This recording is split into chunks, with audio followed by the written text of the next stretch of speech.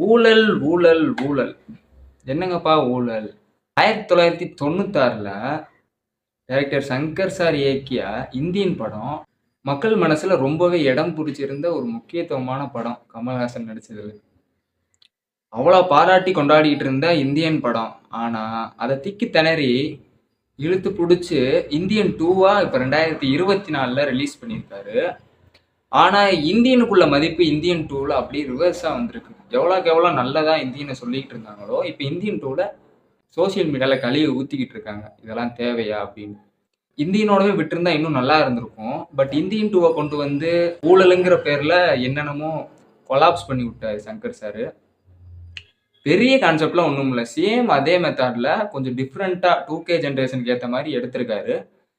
ஊழல்னு ஆரம்பிச்சு இந்த ஊழல்ல இந்தியனோட 2வது போராட்டம் அப்படின்ட்டு இருக்காப்படி தாத்தா. 70 வயசு